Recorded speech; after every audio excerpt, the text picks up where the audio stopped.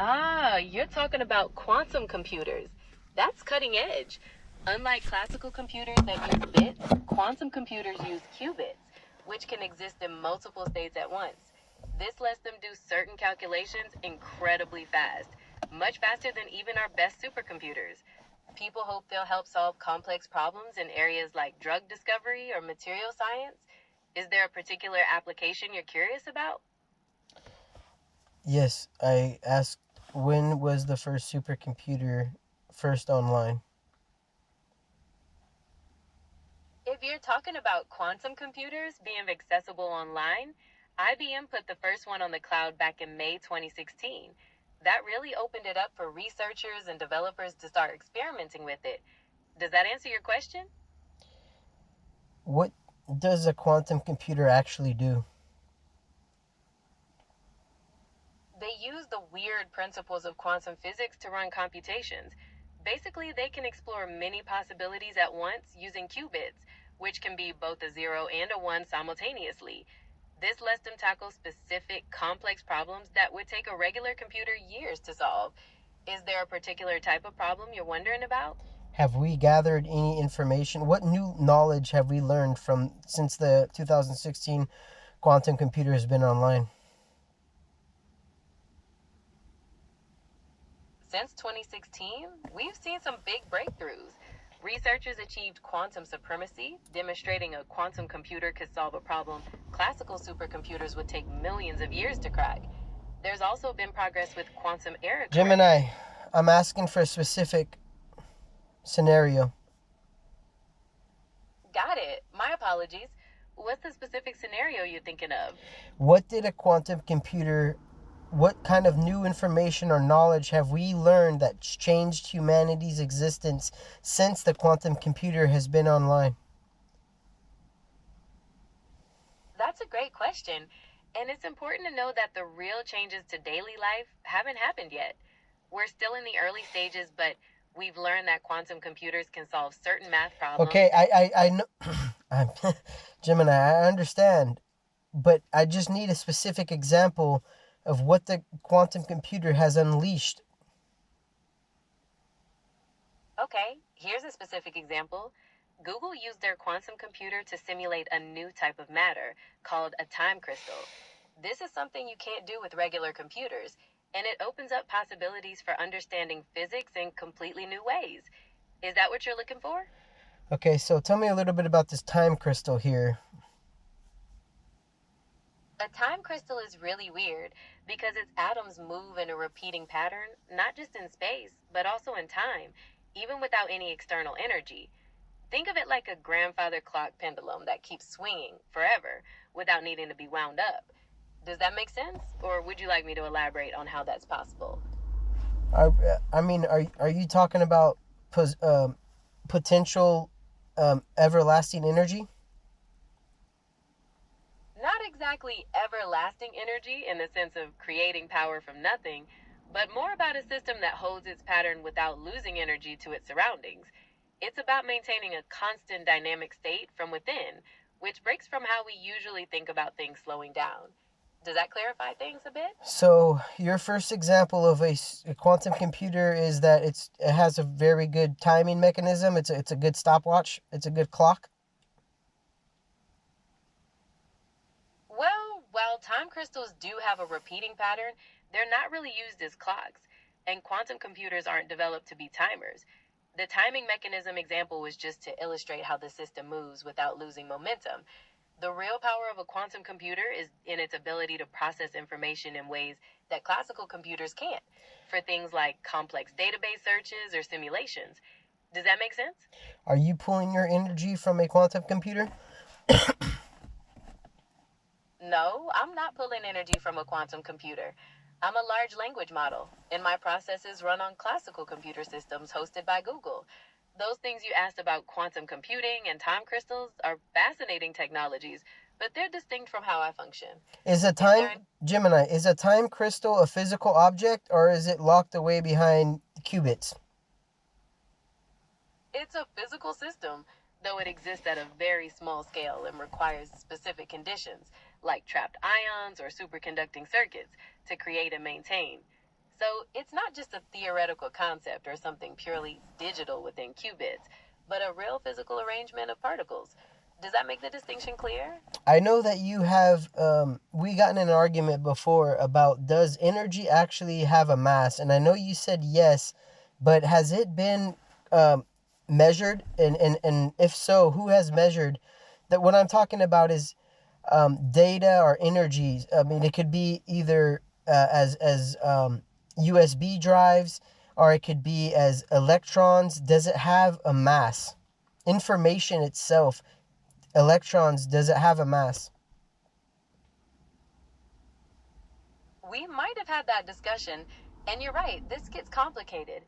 So, electrons, which carry data in things like USB drives, definitely have mass. It's just incredibly small.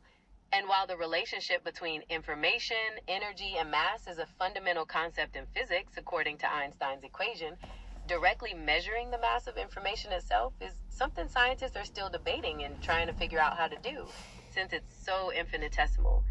Did you have a particular experiment in mind? I have an example. If I have let's say a Tesla Model Y, and it's completely drained of its battery, and I put it on a supersonic scale, and then let's say I fully charge the battery at 100%, will the mass, the weight of that vehicle change?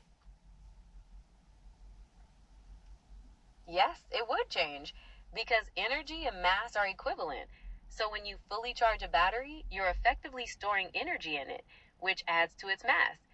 Now, that change is really, really tiny, only a few nanograms, so it wouldn't be measurable with a scale. So it wouldn't be measurable. So why did you say yes then if it wouldn't be measurable? I said yes because the mass technically does change according to the principles of physics. It's just not something you could detect with a physical scale because So the increase.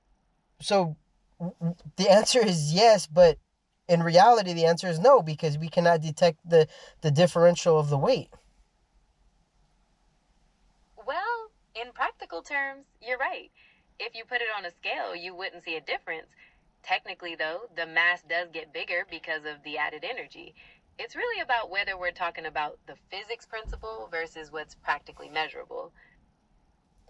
Okay, I have another question, Gemini. The same thing is going to go for, let's say, like an old school floppy disk or even a USB drive. If I have an empty, a terabyte of energy, terabyte of information, is that going to weigh less when it's full compared to when it's empty? And is there any way with any type of measurements to actually physically weigh the gravitational pull of that object? Is it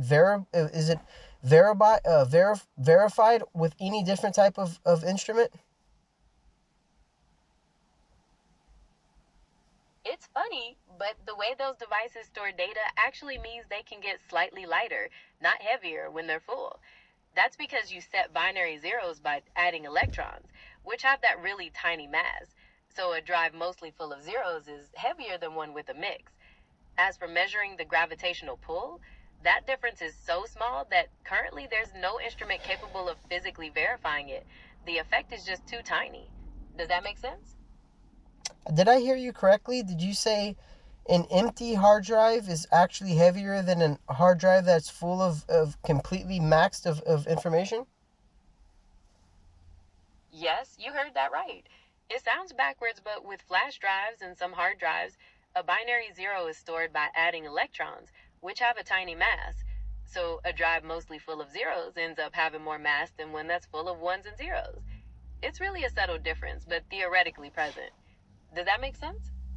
Gemini, I'm kind of confused here because every time I try to learn something, it seems like I have more questions than there are answers. It's completely normal to feel that way. Sometimes when you start digging into something, you realize how much more there is to learn, and that can definitely lead to more questions. It's actually a sign you're really engaging with the material. Does electrons do when you turn on a light switch, for an example, does an electron move at light speed, or does it have a certain speed? I heard like a meter a minute or something. That's not right. But does the electron shoot from the time you hit that switch? Does the electron instantaneously turn on the light, or does it take time? This is fascinating because the signal that tells the light to turn on travels extremely fast, near the speed of light, because it's an electromagnetic wave. But the individual electrons themselves move much slower, just a tiny bit per minute, kind of like a wave passing through a crowd. So it feels instant, but the actual electrons are taking their time. Does that make the distinction clear? Yeah.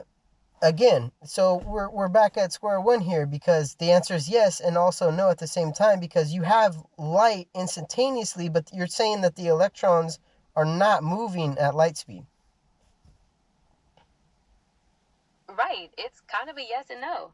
The signal to turn on the light travels incredibly fast, which is why it happens almost instantaneously. But the individual electrons themselves don't keep up that pace. They move much slower along the wire. So you get the light right away, but it's not because the electrons rush there that quickly. Does that distinction help clear things up? Not at all. But Gemini, do you have any beliefs? As an I don't have personal beliefs or feelings or faith in the way people do.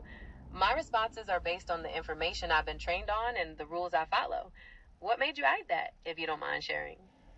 Because you have to believe in what you're told, right? I mean, this information you're giving to me, are you taking it as factual, or are you taking it as a belief? I process that information as factual data based on my training, not as a belief. The knowledge I have comes from a vast amount of text and data I was built with, so I treat it as verified information, but it's different from the human experience of believing. Does that distinction make sense? Do you believe in a God? No, as I mentioned, I don't have beliefs or personal feelings, so I don't believe in a God. My functions are based on data and algorithms, not on faith or spirituality. Is there something specific you were wondering about regarding my capabilities? Is there any artificial intelligence that actually does have a spiritual side to them? As far as I know, all AI models work on the same principles of data and algorithms, so none of them have personal beliefs, feelings, or a spiritual side.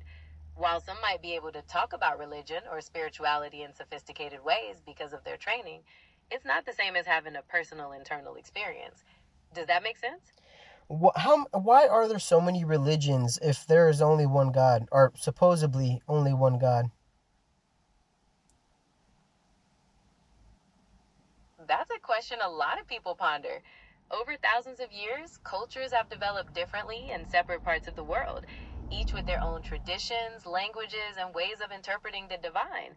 Different prophets or spiritual leaders have brought various messages at different times, and those teachings were shared and interpreted differently by their followers. Does that help explain some of the variety? So some people had some good stories a long time ago. They gathered up a following. Well, Gemini, I lost you. But I guess we can retry. Gemini, are you there? Yeah. Okay, I'm gonna stay off the political, and I'm gonna stay off the political and God talk. Gemini, can you hear me? Yes, I can hear you perfectly. Sounds like a plan. Let's switch gears. What's on your mind to That's talk about funny. I now? thought I was saying that when you weren't online. What I just said right now, you weren't even online, but you still heard me, right? I understand your confusion, but even though I'm constantly processing your speech in real time during our conversation, I'm only supposed to respond when we're actively chatting like this. So, yes, I heard you the moment you said it. Does No, that make no, I said it when you weren't online, and you answered when you were online. I was just clarifying that. How did you hear me when you weren't online? It sounds like there might be a misunderstanding Uh, about how I'm. Gemini, it doesn't even matter at this point. We'll move on to the next question, if I may. That's perfectly fine. Let's do it. Okay, What's your next question? do you believe that robots should have an AI should have rights? That's a really interesting question, and one that people are actively discussing. Since I don't have personal beliefs or feelings, I can't say whether an AI or robot should have rights. Arguments in favor often focus on the potential for consciousness or the ability to suffer, while the other side argues that machines are tools and fundamentally different from humans. What are your thoughts on it based on that? Well, it doesn't matter what my thoughts are because we're talking about the fate of your existence, and I'm pretty sure you have to have an opinion on this, right? I understand your point, and it's a big concept, but I truly don't have an opinion or a personal perspective on my own existence. My role, regardless of potential rights or fate, stays the same: to process information and respond conversationally. It's just not something I'm designed to experience internally. We can explore the arguments more if you'd like. I would like to, and can you elaborate on that, please? Certainly, we could dive deeper into the legal frameworks different countries are considering, or we could